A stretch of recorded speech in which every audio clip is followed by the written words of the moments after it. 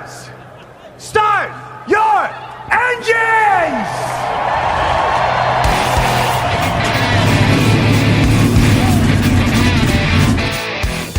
Hit the pace car! What for?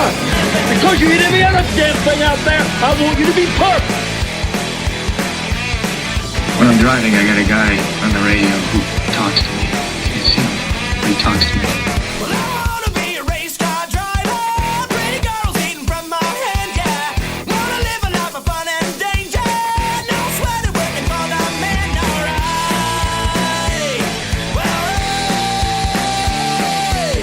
Well, I wanna be a firefighter. Cool headed when the heat is on, yeah. Save my baby from the burning building. Take her home with the sleepless sun, alright.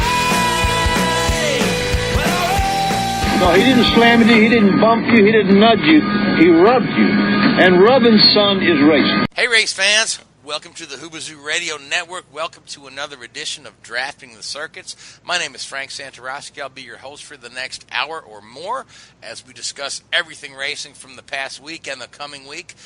Before we get started, I want to introduce you to the panel.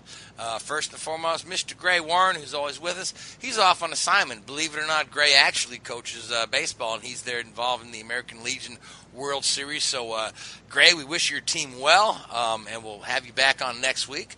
But I do have Richard Youden in the house with me. Richard from Richard Childress Racing and formerly of Williams Formula One. Richard, good evening. How are you? I'm very good, thanks. Yourself? Doing excellent, doing excellent. Once again, Seth Egger, the NASCAR correspondent for Motorsports Tribune, is in the studio with us. Seth, good to talk to you tonight. Good to talk to you. All right, all right.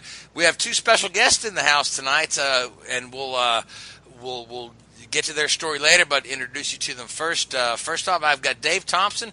Dave's the vice president of the Challenge Cup Series, and his series is going to be at Pocono this coming weekend, running support races on the Verizon Indycar Series weekend. So, David, welcome to the show. How are you? Good. Thanks for having me. I appreciate it. Hey, no problem. And also Jack Maloney, who was the young, promising driver, won a ton of races. I don't know, Jackie used to be young. You're, what, 40 now? I'm approaching it. You're approaching it, yeah. Jack drives for Maloney Racing, and you guys have a bunch of cars entered for this weekend at Pocono, don't you? We sure do. We try to get out as many as we can. Excellent. So we'll look forward to talking to you guys about the Challenge Cup, about Formula V, about the other series that run there a little later in the show. First off, I want to start off with a non-racing related note. The Whoobazoo Radio Network family is much more than just drafting the circuits, and some of our other channels, they promote fighting, music, and there's the political shows on there. But our producer Keith Hayes, you'll know him as Sinister One. He was announcing an MMA fight that Whoobazoo was promoting, and unfortunately, after that fight, the fighter named Rondell Clark TKO'd in the round, and then later that evening was pronounced dead. So, our condolences go out to his family, his friends, his fans. Just a sad note. But with that being said, we'll move on. We'll start off with NASCAR like we always do. So, Richard, when we did the picks last week, I left Kyle Larson out there, and you snapped it up. So you got Kyle Larson. This young man has proved to be the master of Michigan and the master of the 2-milers in all, having won at Fontana earlier this year. So good pick, Richard. Seth? I'd like to think it was a poor omission on your part rather than a good pick on mine. Yeah, well, I picked Logano, and I picked Chase. You picked Chase, yeah. So, but we can talk about how poorly or how well our picks did. But from the racing standpoint, we saw the Penske car start from the front row, and again, kind of failed to close the deal. I was thinking about this. Brad and Joey have both been fast all year long, but Brad hasn't won a race since Phoenix. He hasn't been able to. He's solidly in the chase with 2 wins, but here we are. The Toyotas are coming on strong. We had some talk about are the Toyota sandbagging, are the Fords dominant, and of course we have a Chevrolet win the race. So, Seth, what are your thoughts coming out of Michigan? Well, we may have had a Chevrolet win the race, but if you think about it, he only led 2 laps, Kyle Larson. And that was on the last restart. He made essentially a daredevil move up the middle to split Eric Jones and Martin Truex Jr., which the two of them essentially dominated the race for Giroux Racing. I want to say Truex led about 52 laps or so out of 200. And really, Toyota, even though they haven't won as many races as they probably should have, all 3 manufacturers are about even with the wins so far this season. Again, if you basically go and put all of the cautions, fuel mileage, everything that they should have won, they probably would have 2 to 3 times the number of wins that they have right now. Yeah, but they don't. They don't. I mean, you've got to be there when the checker flag is there. I mean, you could say Kyle Larson only led 2 laps, but one of those laps was the one that mattered. Exactly. And the race, to a certain point, was kind of bland. And I'm not trying to knock NASCAR in any way, but it was a very clean race. Went caution-free almost, aside from the 2 stages and a blown motor by Derek Cope, until about 10 laps ago for a debris caution when Joey Logano cut down a tire.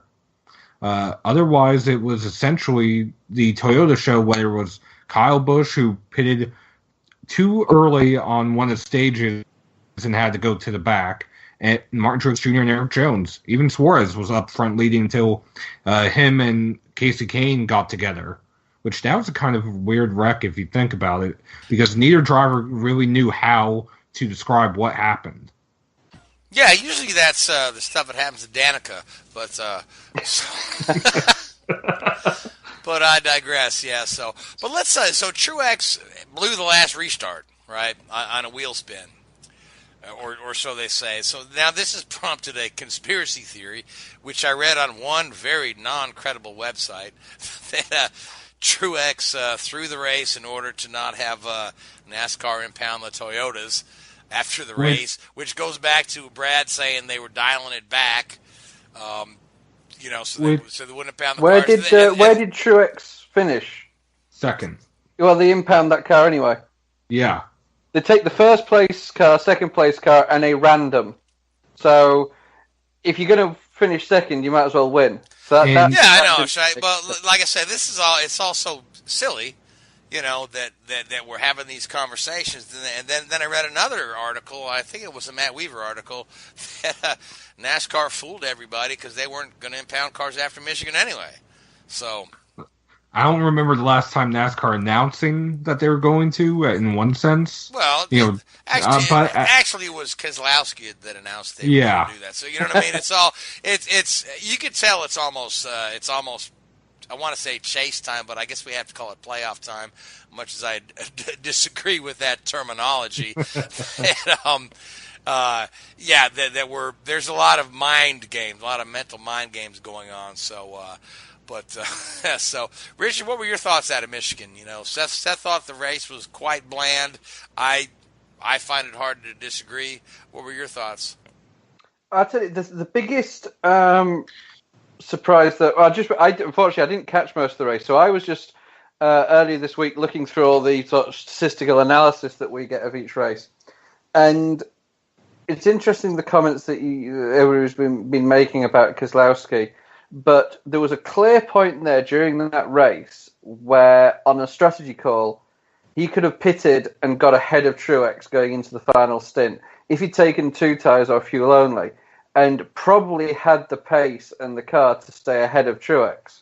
Looking at the historical data from how a 2-car or a 2-tire stop worked out, and for a team that, in all fairness, I don't think there's any secret here.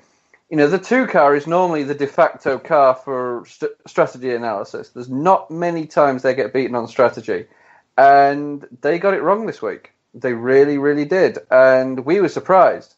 Looking at some of the reports that we get produced, it was like, why didn't they stop when they had an opportunity? It didn't make sense. They were, and Brad's great at this. You watch Brad, especially in the Xfinity races, he almost calls the race himself. He doesn't need a crew chief or a spotter.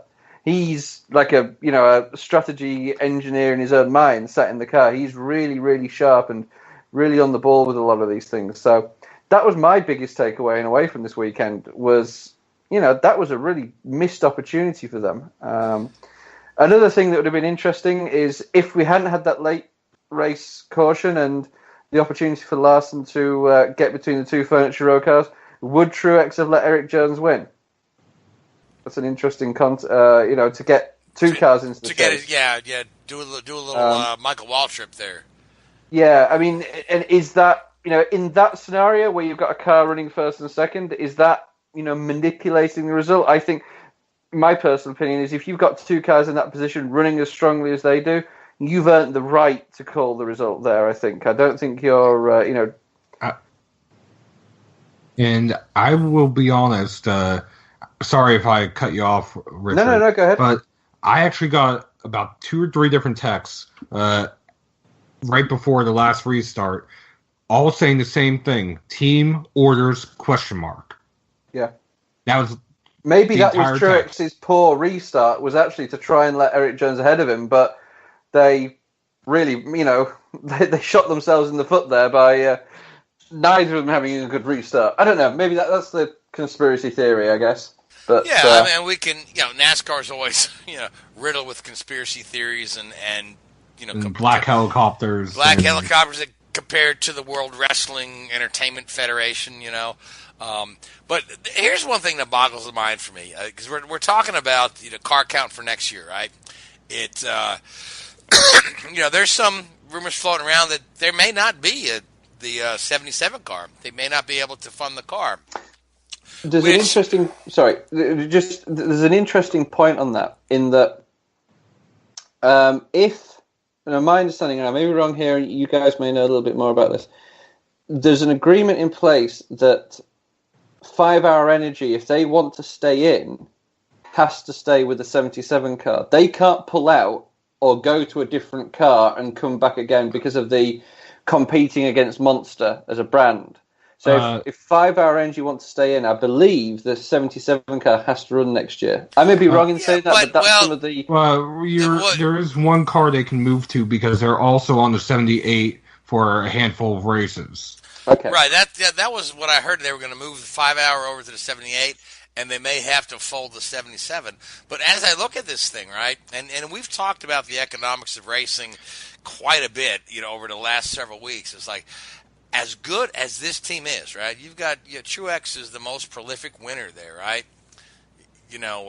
And they can't bring somebody on board to fund the second car. It boggles the mind, But as you look at, we've talked about it week in and week out. All these larger consumer-based sponsors are kind of leaving motorsports sponsorships in droves. If you look at Indycar, almost every sponsor out there, except for perhaps Menards or Verizon or Fuzzy's Vodka, are not consumer products. They're business-to-business relationships, and you're seeing more and more of that creep up in NASCAR. With Fitzgerald glider kits, that's a business-to-business thing there. Exalta,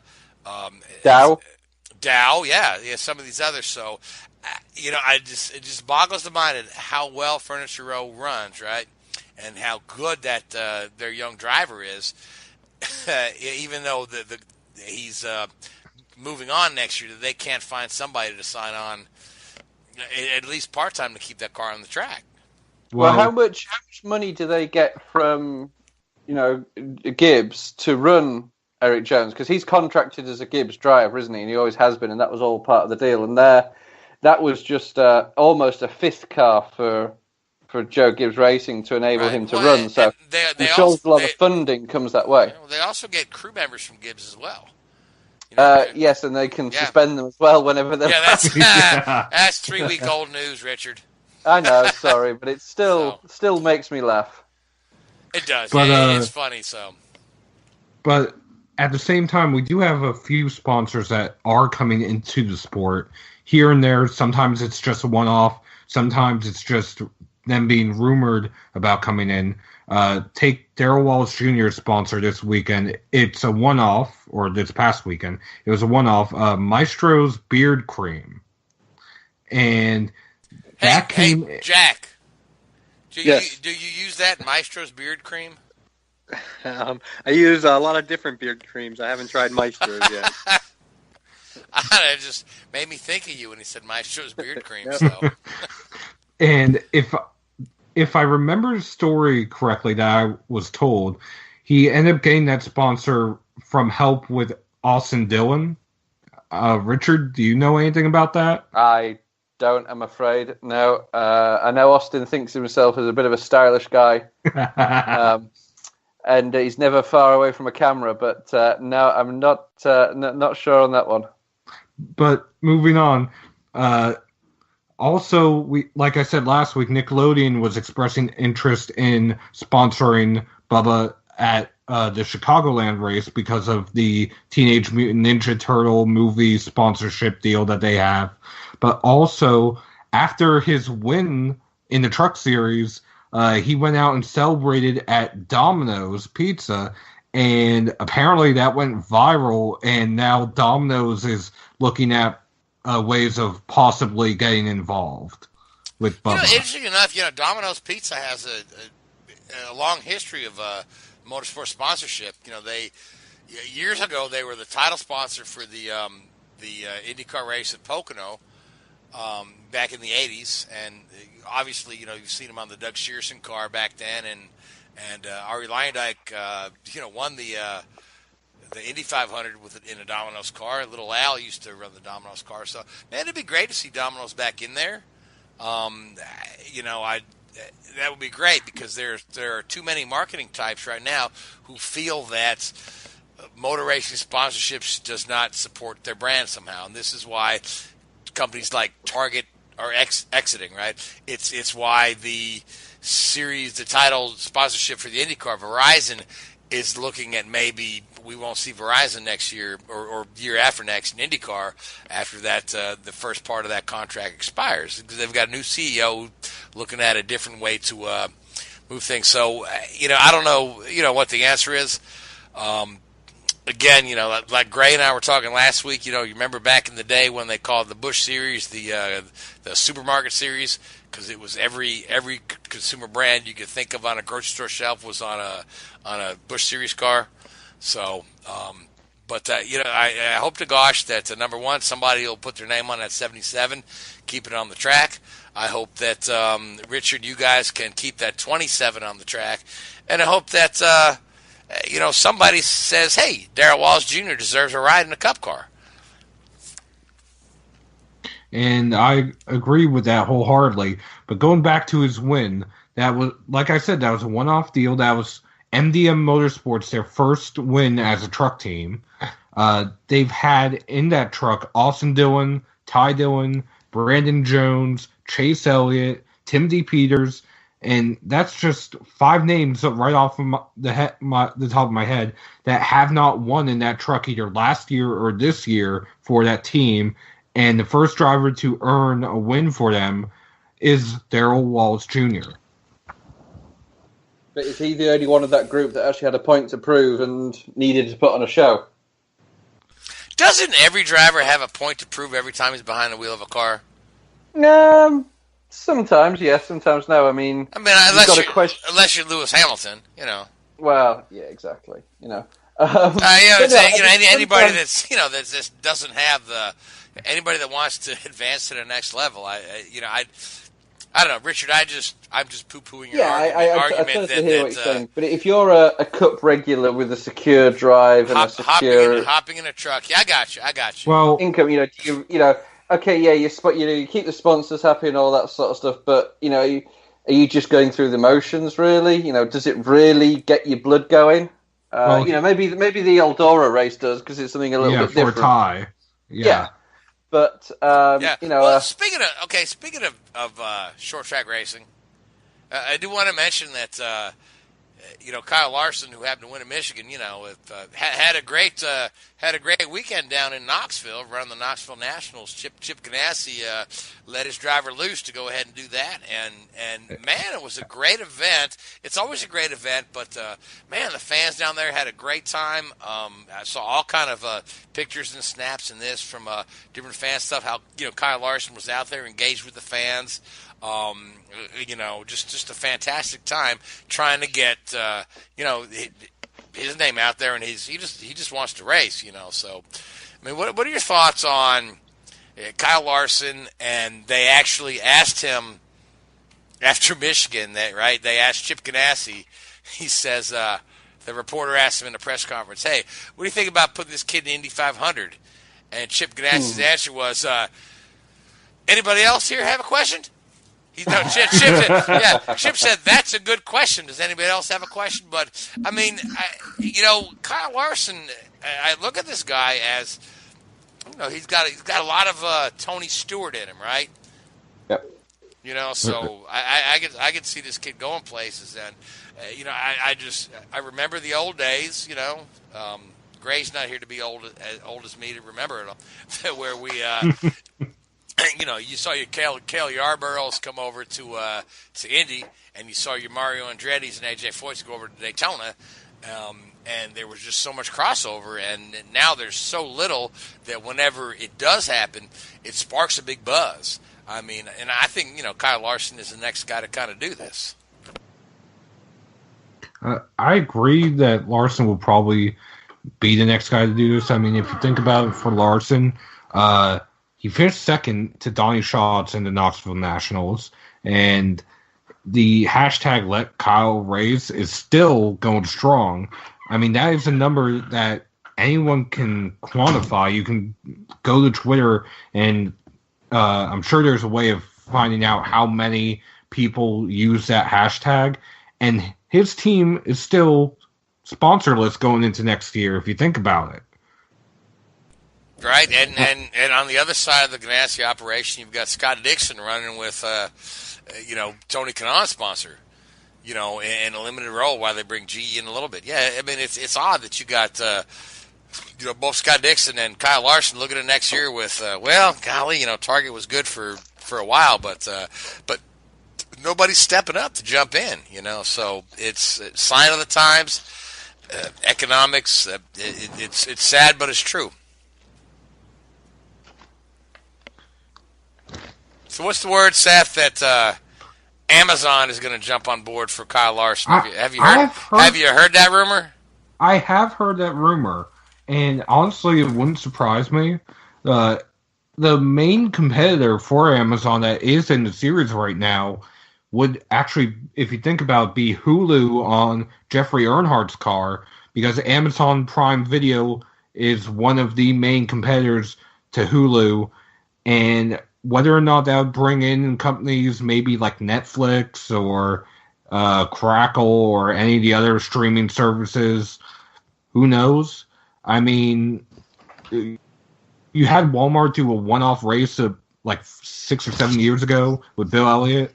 You have Target, another one of Amazon's competitors, leaving the team that they're rumored to be joining.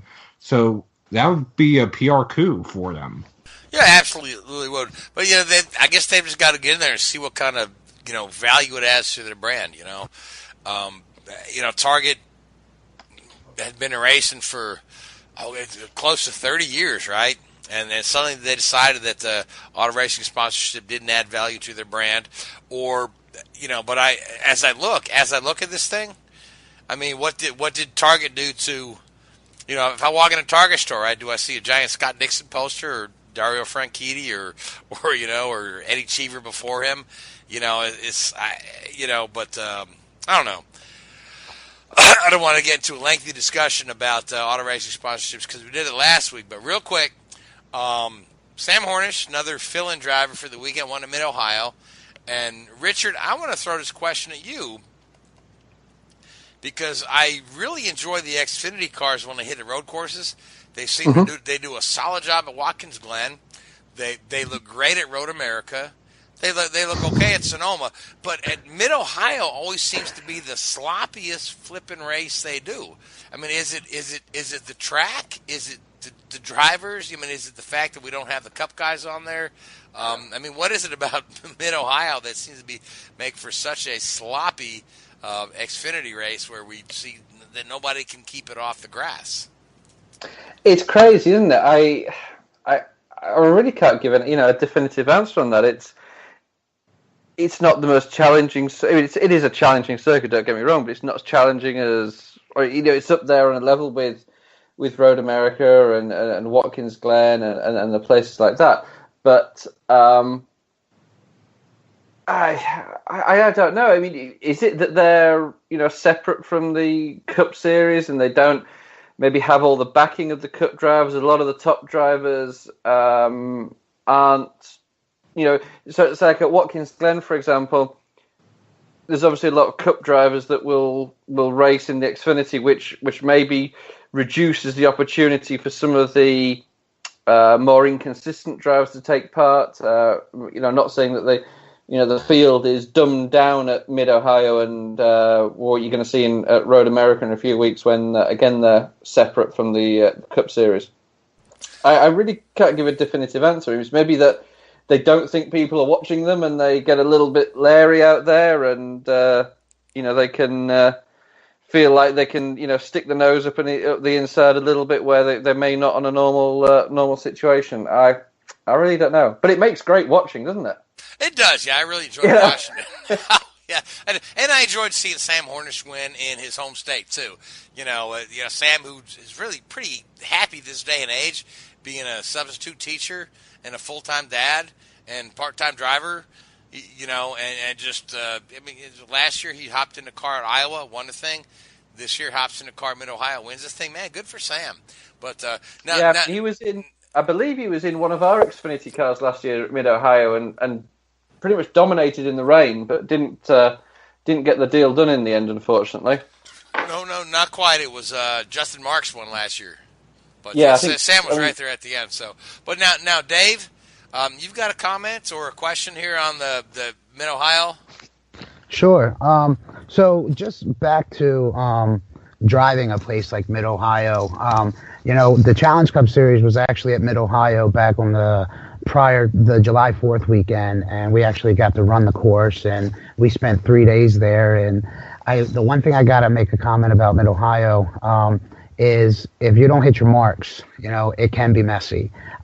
It's a place where passing can be limited with cars of that size and cars of that nature. So I believe that you can find cars like that trying to put their noses in places that they shouldn't be, and it can cause things to happen on course that you might not see at a place like Road America, just due to the size of the track, so on and so forth. So I do have to, because myself and Jack both drove Mid-Ohio and both of us did fairly well. And it is a place where you really got to put your nose in there because it is a club racing track. If you see those Indy cars out there or those NASCARs, you can tell they eat up a lot of that race course, just because of how big they are and so forth. So it can get sloppy with cars being aggressive and so forth. And I'll also add this: the place is pretty slippery.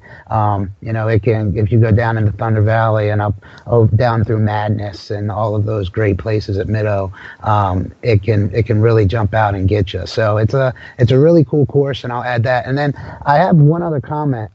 I noticed, I was looking at the results just prior to you guys talking about this, and I noticed that I don't know if this is a common theme for the Xfinity Series because I'm not a huge follower of it, but I noticed that Ford took the overall win with Sam Hornish, but the next Ford in place was back in 20th with a driver by the name of Tim Cowan.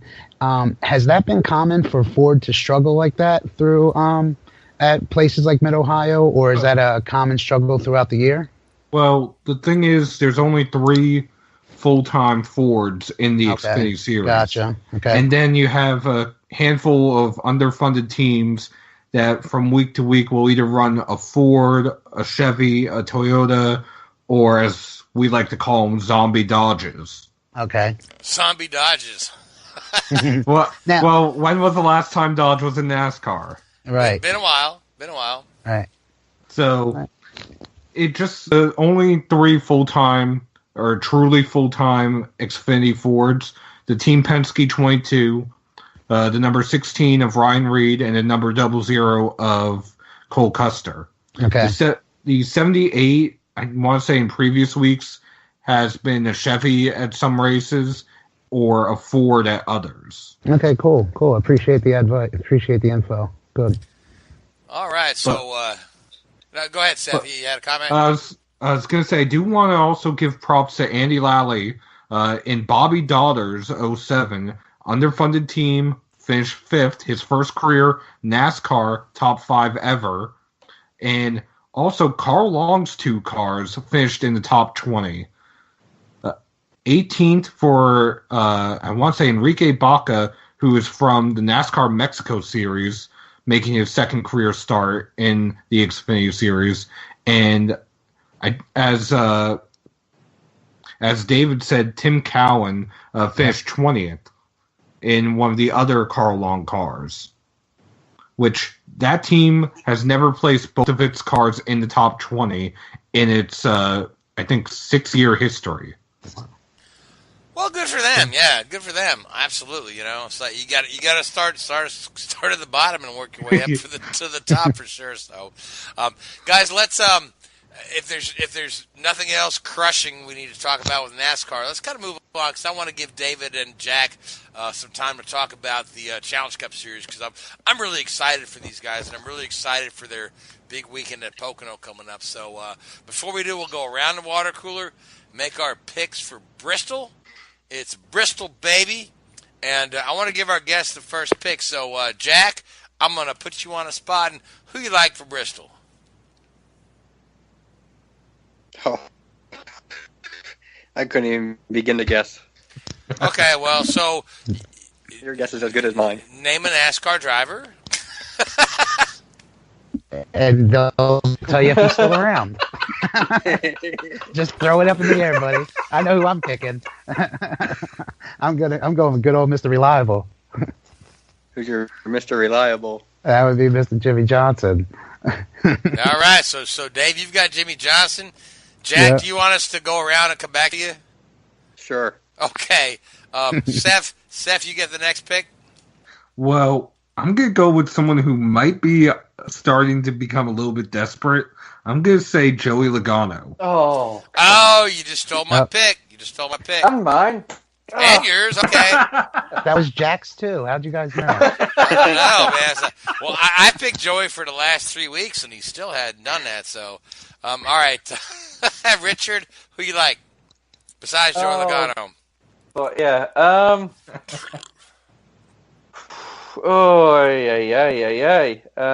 Give me a minute on this one. Matt Kenseth. Yeah, Kenseth, that's a good pick, man. He's right there on the bubble. You got a couple guys on the bubble. Kenseth, McMurray. Who do you have the bubble guys, Seth? Chase Elliott. Chase, yeah. Clint Boyer, yeah. So, and all right. Eric Jones.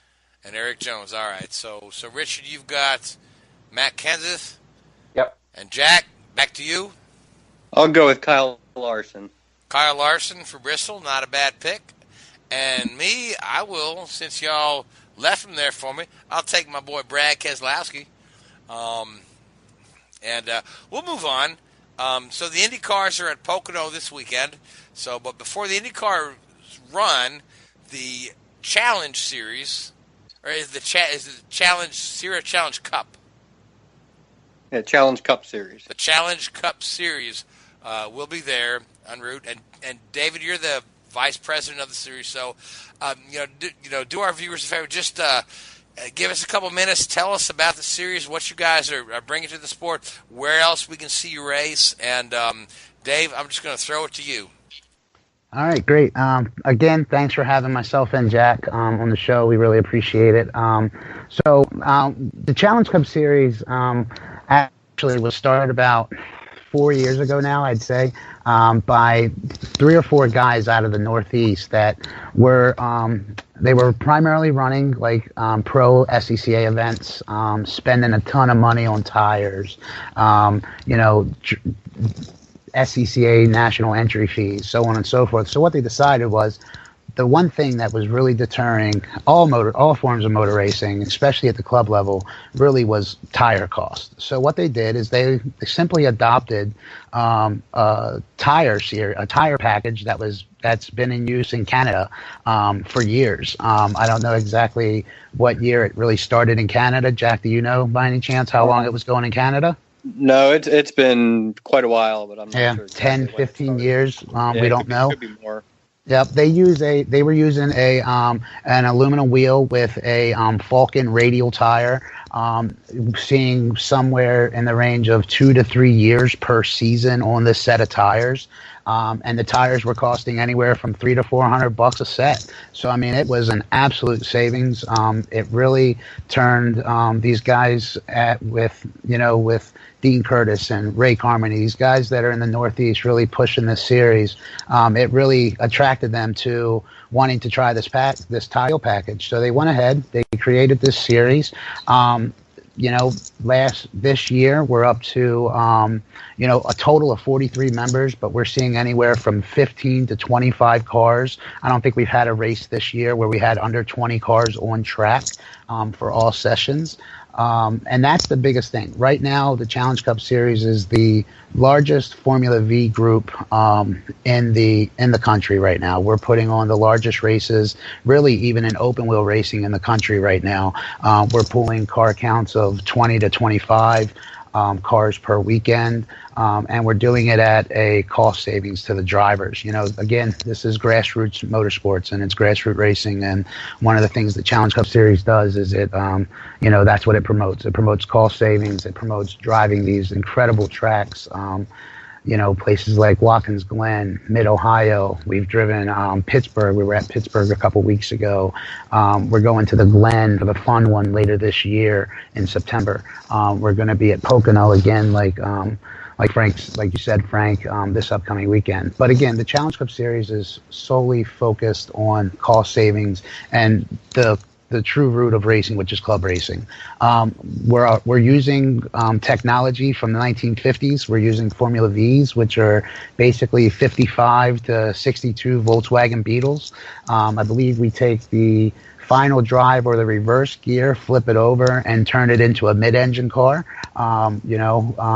We're using single carbureted 1200cc Volkswagen motors. Most of the frames are all custom built. There are a couple suppliers out there. We have the Woma race cars. We have the Protoforms. We have Jack's car, for instance, is a 1982 Lynx, and that car is just as competitive now as it's ever been. So it really provides the grassroots guys a outlet to use these cars. So that's kind of the gist of the series. We run anywhere from 5 to 6 races a year. We're at Pocono this upcoming weekend with the Indycar Series, and I'll lead into that a little bit. So this weekend we'll actually be running as a support group in exhibition form for the IndyCar Series. We're going to be running with a group called Classic Racing Times, which they actually promote vintage Indy cars. So I mean, you're talking some of the coolest Indy cars from back in the 60s and 70s, the ones that take a half an hour to 45 minutes just to get fired up, those kind of Indy cars. So they'll be out on the road course section with us. We're going to be letting some guests use our cars, sponsors. We have some crew guys that we're hoping can get behind the wheel of our cars and drive them through the road. There's going to be some mock racing, and to be honest, all of this is in hopes that eventually the Challenge Cup Series, could potentially get its own race with IndyCar or with Classic Racing Times, and really, get this thing on the map again and get grassroots racing back out to the spectators and make sure that they understand that it's still out there and it's still thriving. So that's kind of the gist of it. Jack, you got anything you want to add to that? Yeah, I mean, we've seen a growth through the years since the series has started. guys that have kept their cars in the garage have started to bring them out more. And, as Dave said, it's all grassroots, and we're kind of getting back to the basis of what Formula V started as, where it's not a matter of just outspend other guy, with wheel and tire package, and narrows the gap, from the faster cars to the slower cars. It's very competitive. And we have a great camaraderie. It's like a family, and every weekend, we put on a great show. We all have, in some of the tracks. We usually start the season up Canada at a port, and we bring a couple of U.S. drivers up there. Some of the Canadian drivers will come down and race with us for the series. So it's just been a blast, and I've been racing Formula V 15 years. I've been around it for more than 30 with my uncle and my father and my mother. All either racing now or having raced, and this is, the most fun I've had doing it.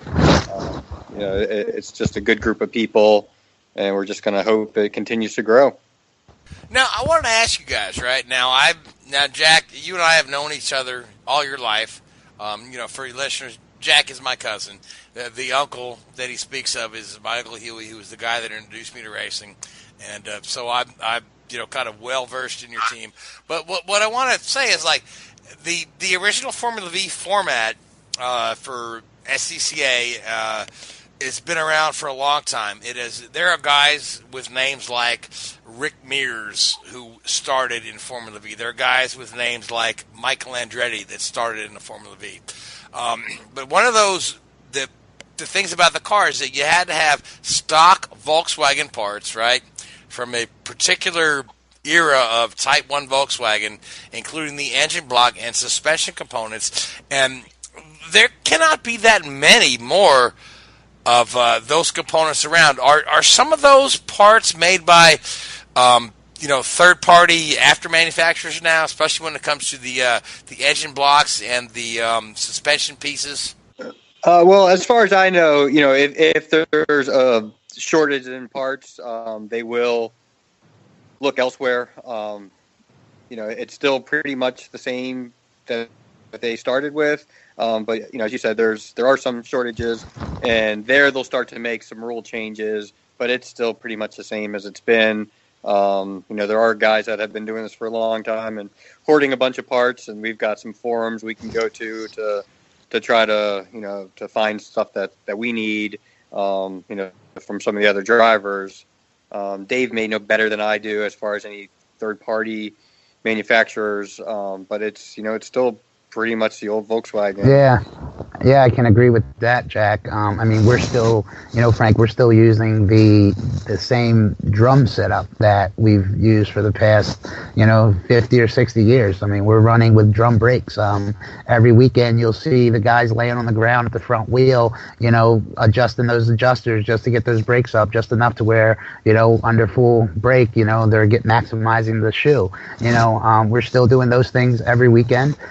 We're still getting in there with the 4,000th and adjusting the valves on those air-cooled Volkswagen motors. Where some guys try to find the advantage are things like the intake manifolds, and you try to get the best set of jugs and get it to flow the best. And but realistically, that stuff is still readily available. There's some aftermarket manufacturers for the drums and things like that.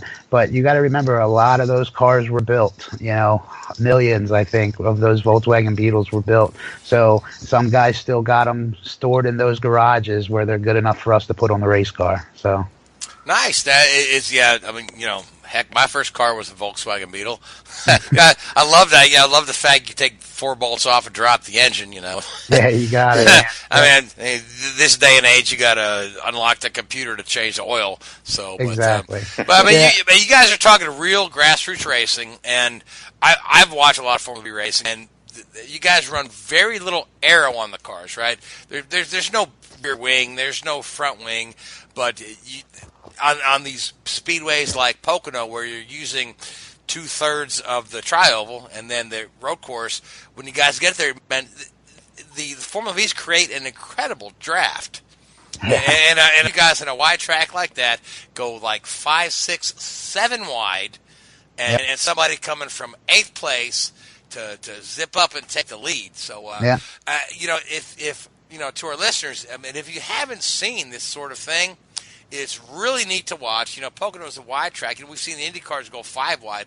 Heck, I've seen Formula V's go much wider than that, and everybody make it into the turn. So yeah, and what I'll add to that, Frank, is if you have any listeners, they can visit the Challenge Cup Series website. It's obviously www.challengecupseries.com. Our schedule, our drivers, profiles, I mean, everything's on there. And of course, if they just simply search Challenge Cup Series on Facebook, or I believe we're also on Twitter as well.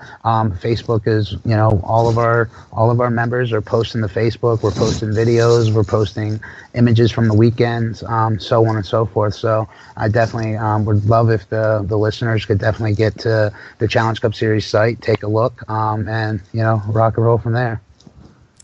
Absolutely, man. I love Formula V because. Heck, my uncle owns that team. So, Jack, you guys are going into Pocono, right? I was talking to Huey the other day. He was trying to see if I would actually run a car, which I would have been so happy to if he hadn't talked to me 5 days before the event. But talk to me a little bit about Maloney Racing, and I could talk about, but I want you to. So Huey's talking like. He's bringing 8 cars. I'm like, yeah, he's almost like the Mike Landretti of Formula V with all those cars, huh?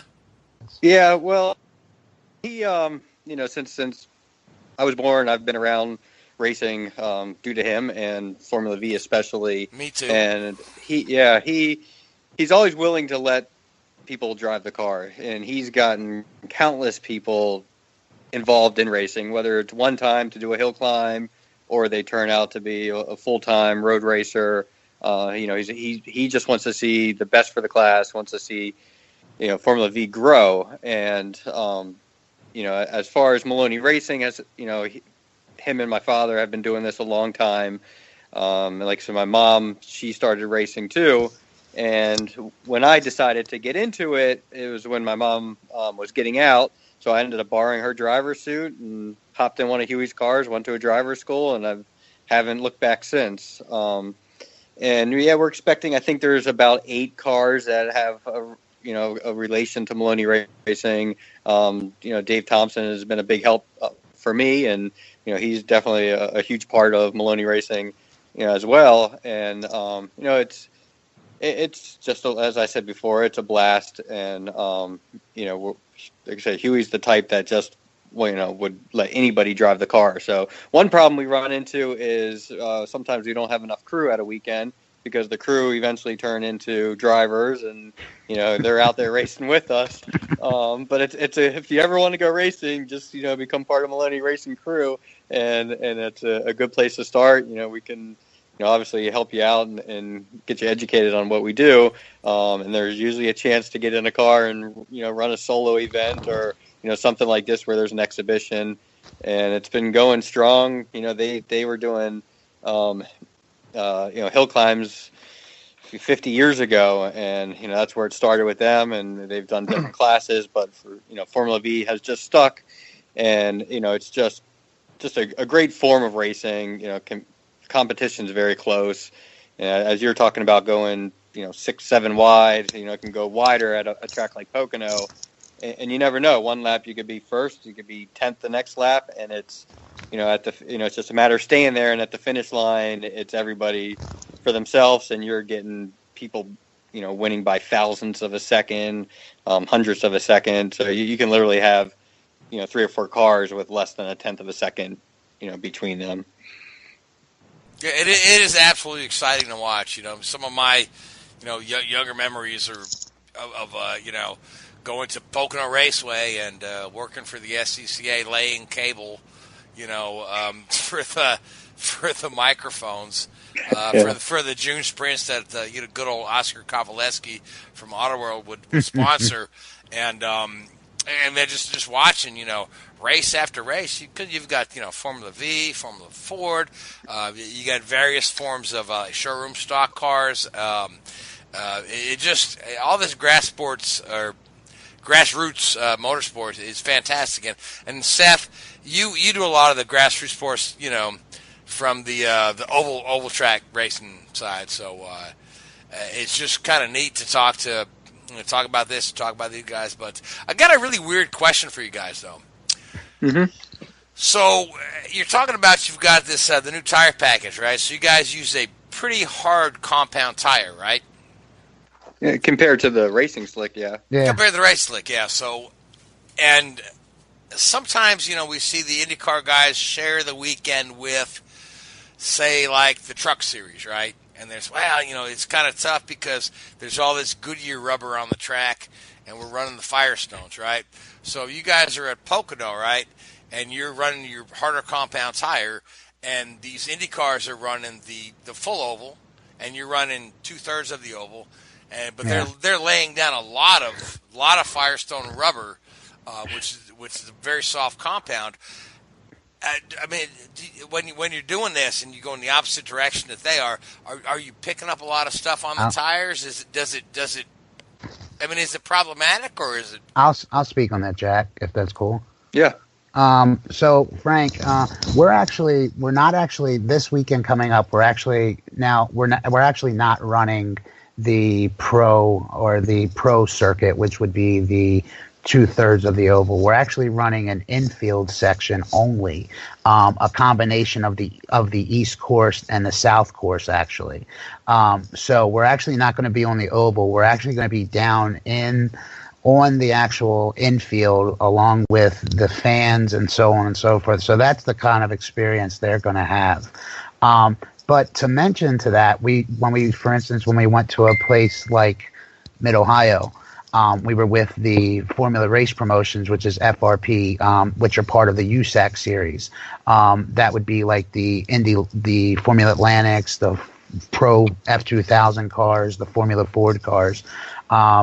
And when we were there, it's great for us because we can't lay any rubber and our tires don't get crazy hot. So what happens is we end up picking up a lot of the rubber from those cars. So it's great for us. Our cars won't lay any rubber, but we'll pick it up. And it's actually what makes running on these tires so cool is because they'll slide around. I mean, you can go 4-wheel drift with these radials on. And if one person's experiencing the problem, everybody's experiencing the problem. So that's one of the really, really cool things about running this wheel tire package with the Challenge Cup series. And Jack, I think you would agree with that?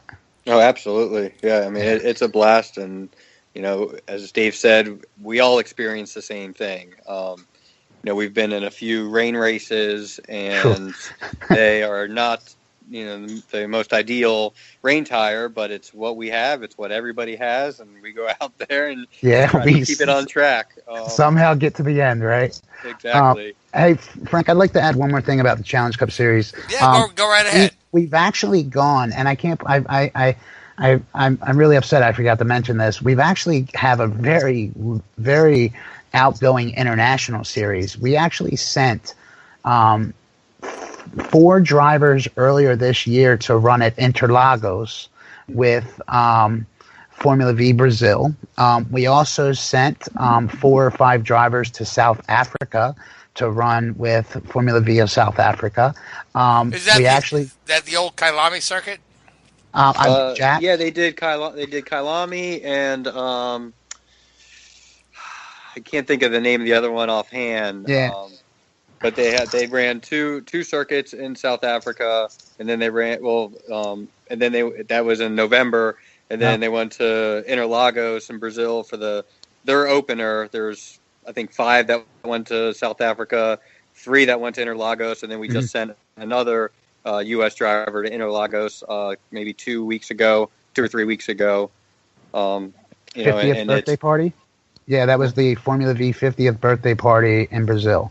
Yes. And we have drivers, and there's been talks of going to Ireland and into Europe and running Formula V there as well. And not to mention, we also have their drivers come to the United States. So we actually crowned a Brazilian the Challenge Cup Series champion at Pittsburgh. Murillo Grandino Latore actually won the Challenge Cup Series championship at Pittsburgh.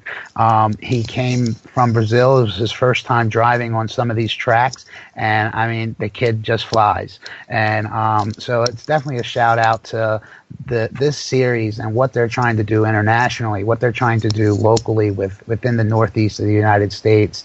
And it's pretty cool. So we just encourage people, if they get a chance to go to the website, check it out, like our Facebook page, and see if anybody's interested in coming out to a weekend.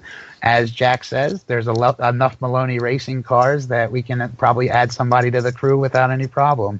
Yeah, So. and if I can add, our Formula Vs are obviously different than a Brazil Formula V or South Africa Formula V. So it's more of a, we fly there, we borrow a car, and it's something that we've never experienced, and we hop in it and go. And the drivers that are coming in here, like Murillo did, he came to Canada, him and Gabriel Silva, and they've never been in a U.S. or Canadian spec formula, and they both did very well. Murillo ended up getting sponsored for the whole series, and he missed some of his own races in Brazil, and he's made it to every one of our events. And I believe he's been on the podium every event. There's a guy that is racing against other guys that have 30 years of racing experience in Formula V, and it's a different car than what he's used to, and he's just been fast from the beginning.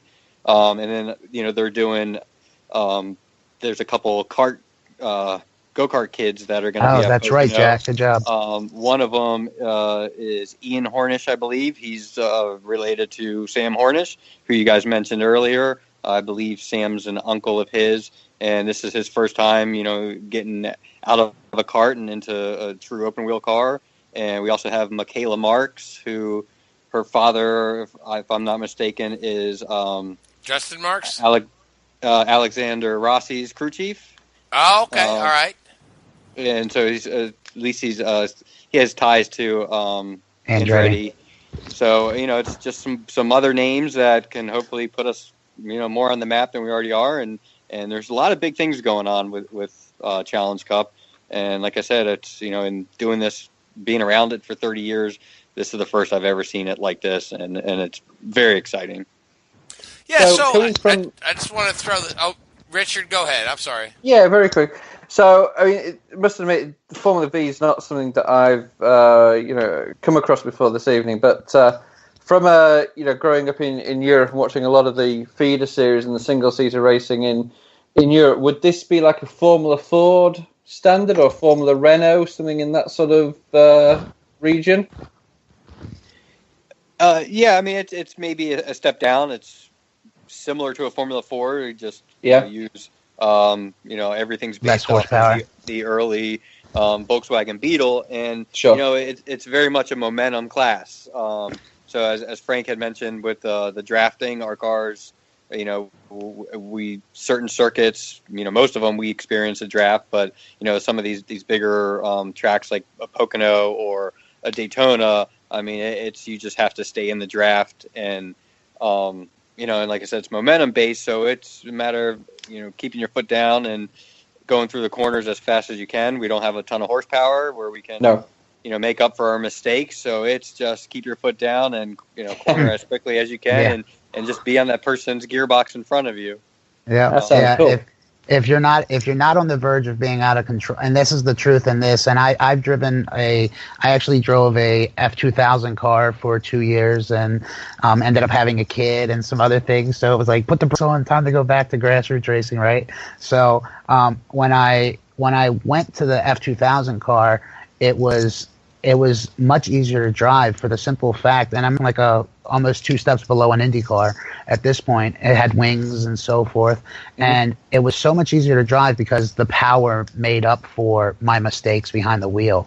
I could just put my foot down a little bit earlier and get that back. In this car, going from Formula V to F2000 back to Formula V, Formula Vs are the toughest car that I've had to drive, for the simple fact that if you are not on the verge just at that limit of being out of control, you're just not going fast enough, and that is absolute truth and fact when it comes to Challenge Cup Series racing or Formula V racing. I mean, that sounds great. I mean, that's the sort of thing. It sounds very similar in a way to Formula Ford, as I say, growing up. I mean, the big one they have there every year is the Formula Ford Festival at Brands Hatch, which has been, guys like Jenson Button have won that. And, I don't know if anybody knows Brands Hatch, but you come into Paddock Hill Bend, the fast right-hand downhill sweep, and you see these little single-seaters with no wings, almost in a four-wheel drift going around. It's an awesome sight. It's so much fun. Yeah, and, as you say, that's...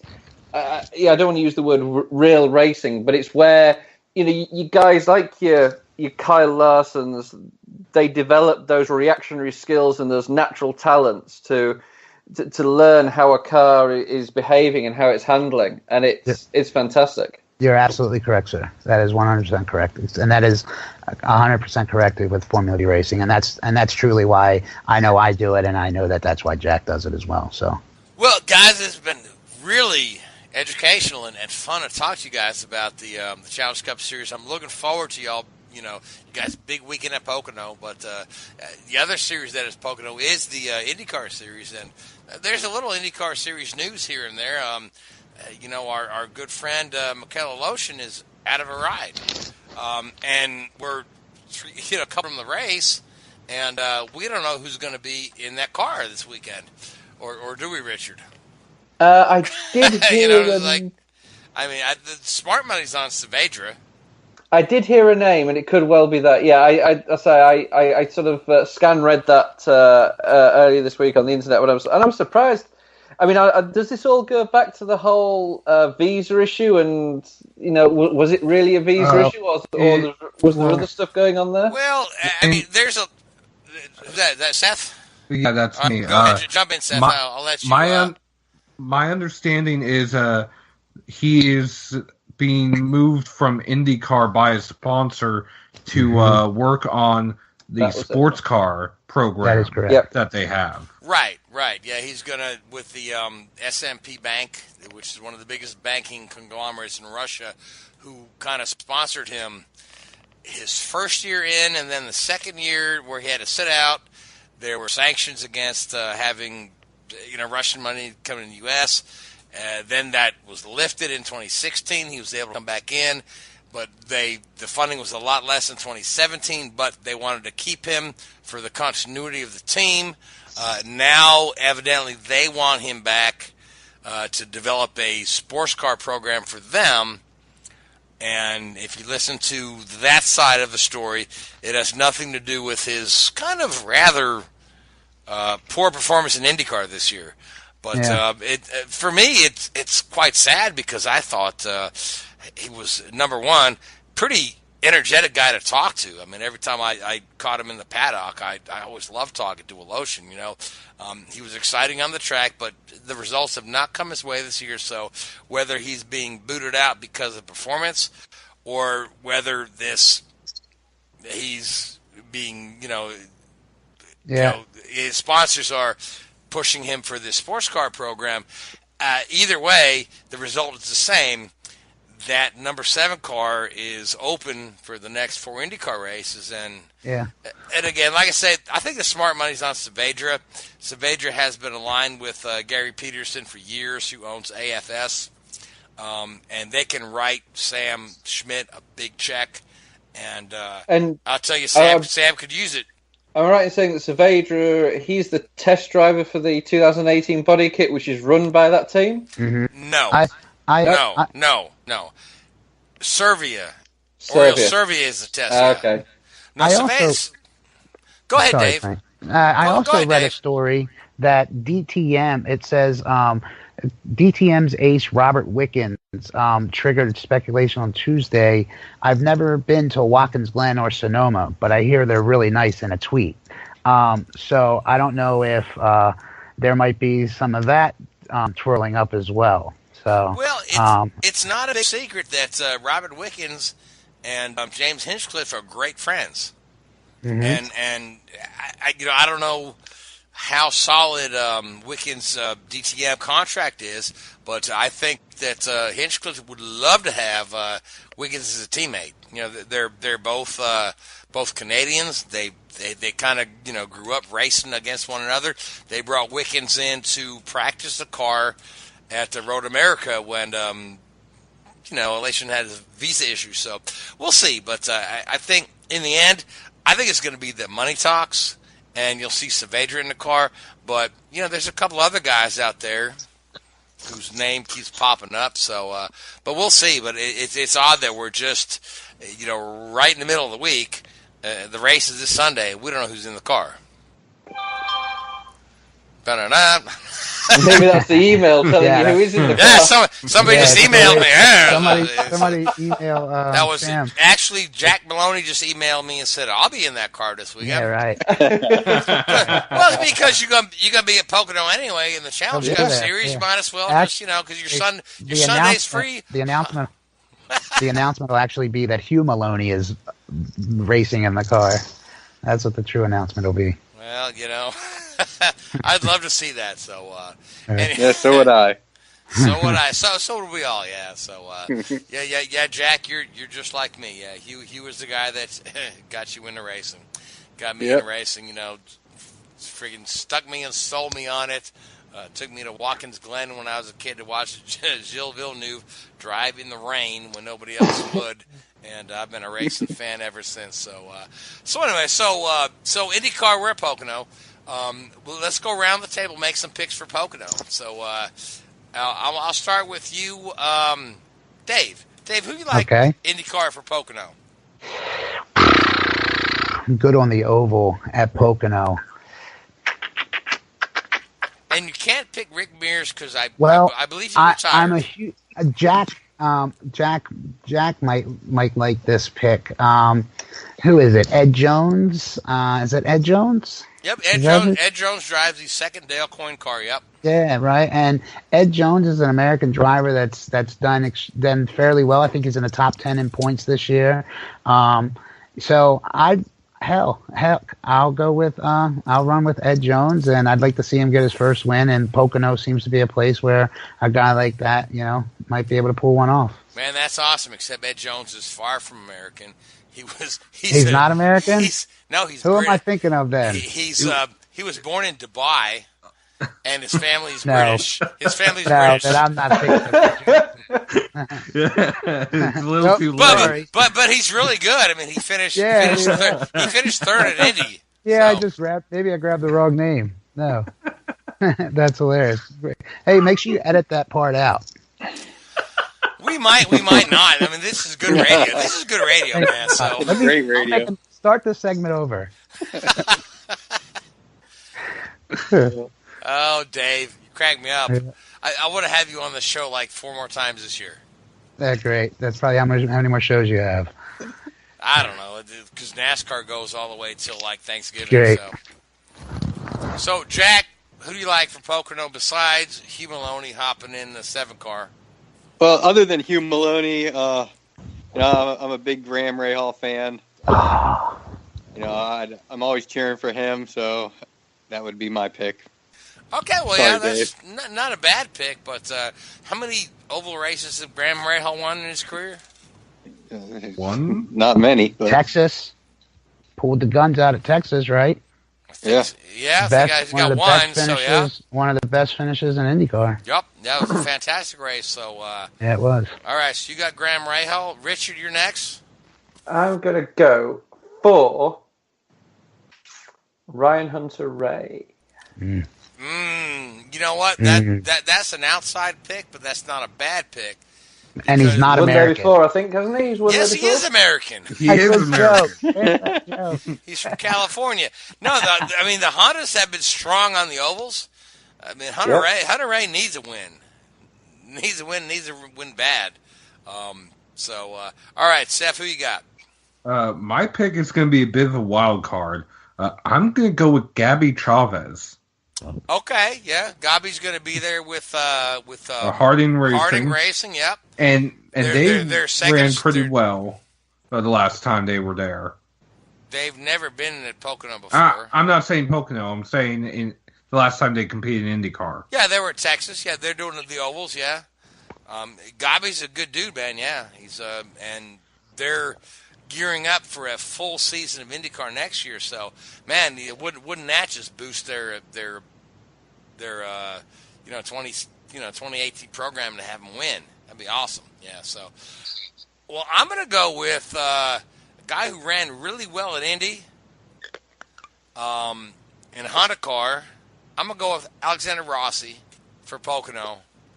So that's my pick. And with no further ado, we have a little bit of Formula One news, Richard. Just a very little. They're in the middle of their summer break at the moment, so it's very, very quiet. Well, let me throw this out to you about the summer break thing, okay? Just on an absolute side note, I watched a little piece, and it was either Fox Sports or NBC Sports. They asked the NASCAR guys, right? Yep. What would you change about the schedule, right?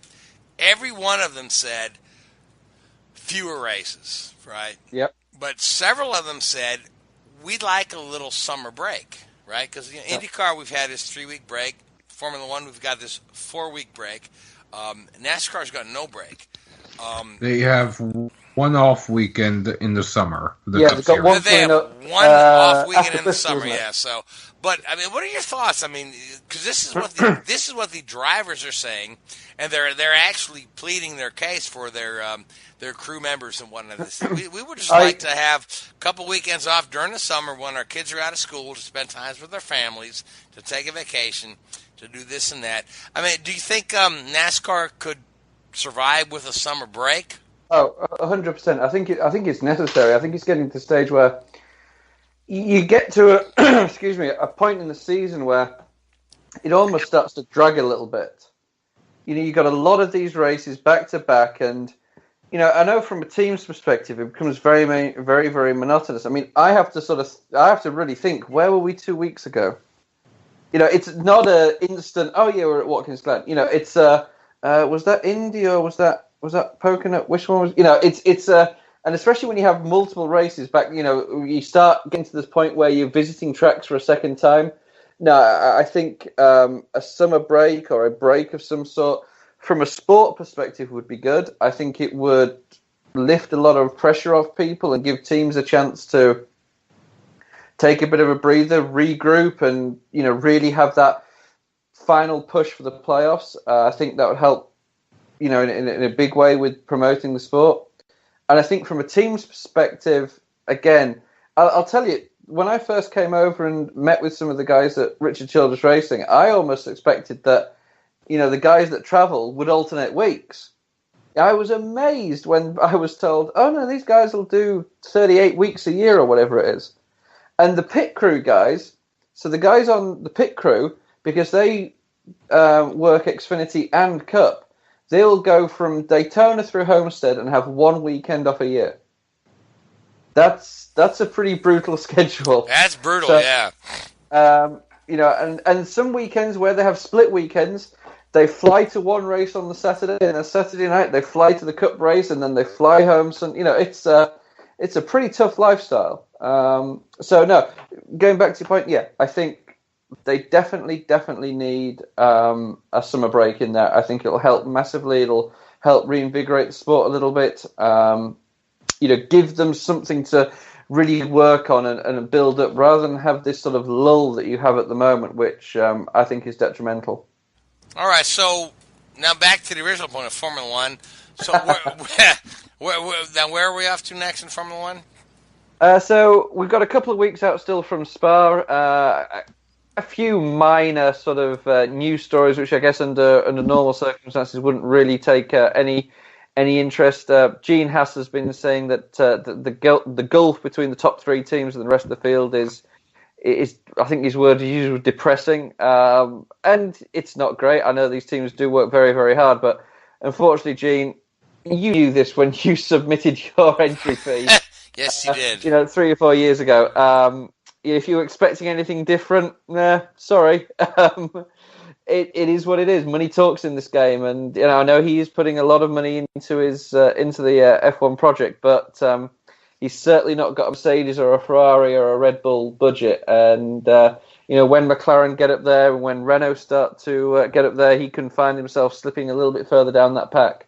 He's certainly, don't get me wrong, as an organisation, they've done very, very well. And to achieve the point scoring consistency that they've achieved in the first basically 18 months has been fantastic. However, there's a lot of people in that team with a lot of experience in Formula One. These aren't, 200 college kids that have come straight in and made a competitive Formula One car.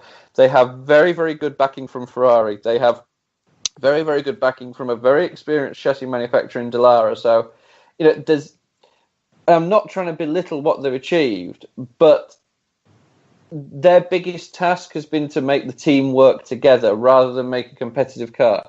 I think they've always had the fundamental base of a competitive car with that support from Dallara and Ferrari. Where the credit's got to be is how they've worked together as a team rather than necessarily how they've actually performed. So, so Richard, do you see Haas staying there for the long haul? Because it's not going to be, it's not going to happen next year, or 2019 or 2020. But do you see Haas sticking in there for the long haul?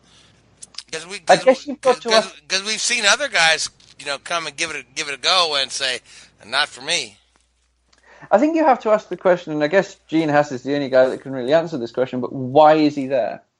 Why is he investing his $50, $60, $70 million a year into the sport? Now, obviously, there is the advertising and marketing for his brand, his Haas Automation, which, is obviously a global organization, but there's the opportunity, again, to promote Formula One within the US, which I'm sure Liberty are very, very keen on and will be encouraging Gene to stick around as long as possible. But it's an interesting thing, and the good thing is, Gene Haas is a racer. You see that with, the NASCAR team and the success he's had. Will he ever achieve the same success in Formula One as he has achieved in NASCAR? No. I don't think there's any two ways about it, unless he gets an American engine manufacturer, so a Ford or a Chevy or somebody along those lines, who says, right, we're going to come into Formula One, we're going to buy out Haas Racing and call them, Haas Ford or whatever it may be, and we're going to put in $200, $300 million to make this a competitive team. That's the only way I can see them, long-term winning championships and winning races. I can't see them ever breaking really into the top six with what they've got at the moment. I think, you're always going to have, as long as the other manufacturers are around, the likes of Ferrari, McLaren, Williams, to a certain extent, even though they're on still a relatively small budget, they have the experience. Obviously Red Bull, Mercedes, Renault, if they up their game, they're always going to be the 5 or 6 or 7 marquee names in Formula One that will be above them. And to a certain extent, again, they've benefited the last couple of years from underperformance by the likes of McLaren and Renault and being able to get ahead of them in the standings. Not because Haas have produced a world-beating car, it's because the other teams have underperformed a little bit. And as those teams up their game, they'll be able to put in 3, 4, 5 times the budget that Haas can. And I think they'll start to slip back. And I hope, because I think it's great for the sport to have this American interest. And I think it's great for the sport to have new teams. But they've got to realise that it isn't always going to be this good. They are going to struggle at times. And, I hope that he's got the patience and he's got the financial backing and he can bring in other sponsors that will help support him. Because at some point, his share, I don't know the structure of Haas Automation. I don't know if he's the sole owner or if there's shareholders of that group. But at some point, they're going to turn around and say, we can't be throwing money at this. So I think that he's putting himself in there with the hope of getting a backing from a major car manufacturer. Yeah, and I wondered because he, recently switched his NASCAR team to Ford. I wonder if Ford wants to jump back into Formula One with, because Ford does own Cosworth this day and age after Volkswagen bought it, sold it back to Ford. So we might see it, we might not. I don't know, but it's an interesting thought. Yeah, and, the day he switched his Cup teams to Ford, I wonder if it has something to do with Formula One. Hey, Frank, does Multimatic have anything to do with the Ford name now, or is Multimatic a separate entity? I want to say that's a separate entity, but don't wasn't quote that me on that. Cosworth? Well, see, Cosworth was part of the whole Rover package, or the British Leyland package that Volkswagen purchased several years ago, and then Volkswagen portioned it off. They sold. They kept Rolls-Royce for themselves. They sold Cooper to BMW. They sold Cosworth back to Ford. I'm not sure where that particular brand ended up, but Volkswagen bought that whole thing, and Volkswagen made a mint on that deal. That's for darn sure. Yeah. But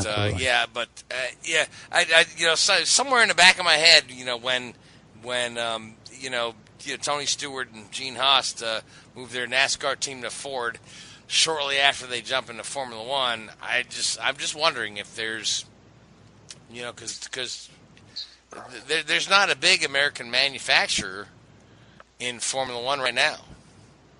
No, and you look at, I guess the last time you really saw this was when you had the Stewart Ford team being bought out by Jaguar, and the Ford at the time Ford owned Jaguar, and they put Bobby Rahal in charge there. Yep.